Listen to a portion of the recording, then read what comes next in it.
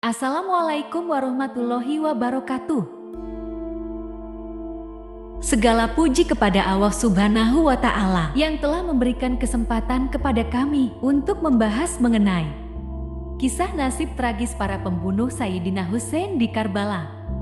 Simak video selengkapnya berikut ini agar mendapatkan ilmu pengetahuan kepada kita semua. Kisah tragis para pembunuh Sayyidina Husain. Jikalau saja Rasulullah Shallallahu Alaihi Wasallam masih hidup, tentu beliau sangat sedih melihat cucu kesayangan wafat dibantai habis-habisan.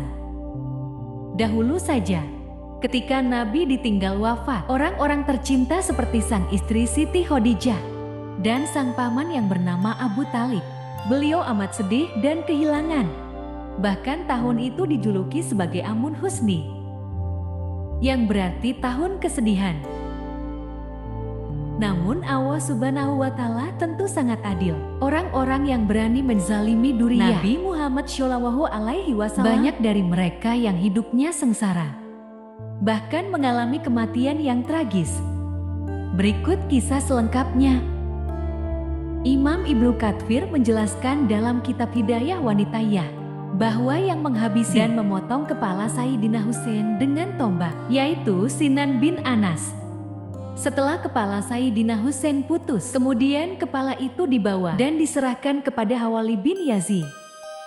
Selain itu, ketika kepala Sayyidina Husain dibawa kepada Ubaidillah bin Ziyad, ia lalu memainkan kepala Sayyidina Husain dengan ujung tongkatnya sampai mengenai mulut dan hidungnya.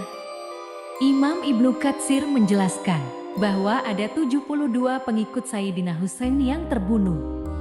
Dalam kitab Tarikh Al-Khulafa, Imam Sayuti menulis setidaknya ada 4.000 pasukan yang mengepung Sayyidina Husain dan rombongan. Pasukan itu dikendalikan oleh Umar bin Sa'ad bin Abi Waqqas. Saat terjadinya pembantaian Karbala, dunia ini seakan-akan berhenti selama 7 hari. Matahari terlihat meratap seperti kain kuning, dan terjadi gerhana matahari di hari itu. Tanda-tanda alam lainnya juga muncul, menampakkan langit kala itu berwarna memerah 6 bulan lamanya. Sungguh menyedihkan. Peristiwa itu dikisahkan juga Rasulullah Shallallahu Alaihi Wasallam menyaksikan cucunya dibunuh.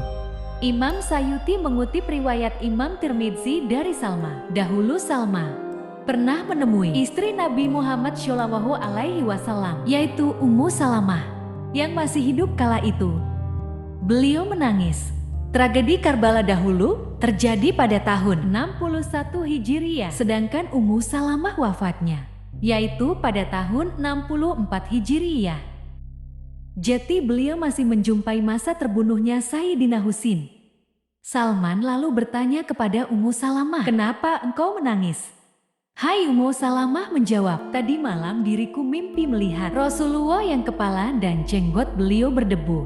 Aku bertanya, 'Kenapa engkau ya Rasulullah?' Rasulullah menjawab, 'Diriku baru saja menyaksikan pembunuhan Husain.' Ya Allah, begitulah dahsyatnya konflik dan pertarungan kekuasaan zaman dulu. Hanya demi supaya bisa mendapatkan kursi jabatan khalifah, banyak orang buta hatinya sampai tega menghabisi nyawa cucu Nabi. Apa mereka pikir Nabi tidak tahu perbuatan biadab mereka? Masihkah mereka mengharapkan syafaat dari Nabi kelak di akhirat?"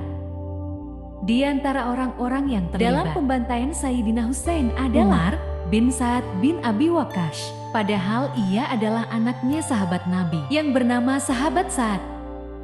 Sahabat Sa'ad bin Abi Waqqas adalah salah satu sahabat Nabi yang dijamin Rasulullah Shallallahu Alaihi Wasallam menjadi ahli surga. Namun sayangnya, anaknya yang bernama Umar malah terlibat di dalam pembantaian cucu Rasulullah. Akhir hidup Umar juga sangat malang. Ia mati dipenggal oleh Abu Amr Kaisan atas perintah Mukhtar Zakafi. Kepalanya lalu diberikan kepada Muhammad bin Hanafiyah. Tokoh kedua yang terlibat dalam pembantaian Sayyidina Husain adalah Ubaidillah bin Ziyad. Ia kala itu menjadi gubernur Kufah. Dia jugalah yang mengirim 4.000 pasukan untuk mengepung Sayyidina Husain. Dan nasib akhir hidup Ubaidillah juga sangat tragis. Ia dipenggal juga oleh pasukan Mukhtar hingga putus kepalanya. Pada riwayat lain, dikisahkan bahwa jenazah kepalanya kala itu pernah dimasuki. Ular-ular itu tinggal di kepalanya Ubaidillah. Hingga beberapa saat setelah itu ular keluar lagi. Orang selanjutnya yang terlibat dalam pembantaian Sayyidina Hussein adalah Samir bin Zijausan. Ia adalah pimpinan tim sayap kiri pasukan yang melakukan serangan kepada Sayyidina Hussein. Diketahui sebelumnya bahwa Samir ini dulunya adalah sahabat Khalifah Ali bin Abi Thalib. Namun dikala masa kekuasaan dinasti Umayyah, ia malah berhaluan membenci keluarga Khalifah Ali. Nasib akhir hidup Samir juga tak kalah tragis. Ia mati setelah kepalanya dipenggal oleh pasukan Mukhtar Zakafi. Kepalanya lalu diberikan kepada Muhammad bin Hanafiyah, sedangkan tubuhnya menjadi santapan anjing. Orang-orang yang terlibat dalam pembantaian selanjutnya adalah Sinan bin Anas. Setelah Khalifah Yazid bin Muawiyah wafat, Sinan lalu merasa ketakutan. Ia lalu memilih bersembunyi, sebab banyak orang yang tahu bahwasanya dialah pembunuh Sayyidina Husin. Dikabarkan juga bahwa Sinan bin Anas mati setelah dibunuh oleh pasukan Mu'tasim Syakafi. Dan ada yang mengatakan juga bahwa Sinan bin Anas juga mati ketika masa kepemerintahan Gubernur Hajjaj di Kufah. Kemudian, sosok yang terlibat dalam tragedi Karbala selanjutnya adalah Kurmala bin Kahil al-Asadi. Ia dikabarkan yang membunuh putra Sayyidina Hussein yang masih berumur 6 bulan, yaitu Ali Asgar. Saat terjadinya pertempuran Karbala, Sayyidina Hussein sempat meminta air putranya yang sedang kehausan. Namun biadabnya Kurmala malah melesatkan anak panah ke leher bayi itu.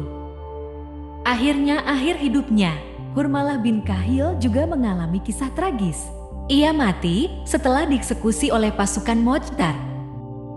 Tokoh yang terlibat dalam pembantaian Sayyidina selanjutnya adalah Khalid bin Yazid. Dahulu, setelah kepala Sayyidina Hussein dipenggal, ia lalu menyembunyikan kepala cucu Nabi itu di kompor rumahnya. Kelakuan biadab ini kemudian mengantarkan dia ke dalam tragedi tragis. Juga diketahui, Khalid bin Yazid mati setelah dibunuh oleh pasukan Mu'tasim Syakafi.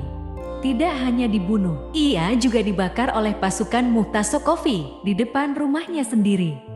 Itulah kisah tragis akhir hidup orang-orang yang terlibat dalam pembantaian cucu Nabi Muhammad SAW di Karbala. Lihat betapa hinanya mereka di dunia. Hidupnya tidak tenang, dirundung kesalahan, dan berakhir dengan kematian tragis. Tentu kejadian-kejadian itu baru siksa yang terlihat di dunia saja. Belum lagi kelak ketika mereka sudah di akhirat, mereka akan dimintai pertanggungjawaban atas kesaliman mereka. Api-api neraka akan selalu menunggu para pendosa, orang-orang zalim dan suka menumpahkan darah orang yang tidak bersalah. Kita sebagai umat muslim hendaknya selalu menghormati cucu dan durian Nabi Muhammad SAW, karena di dalam tubuh mereka mengalir darah suci Nabi Muhammad SAW.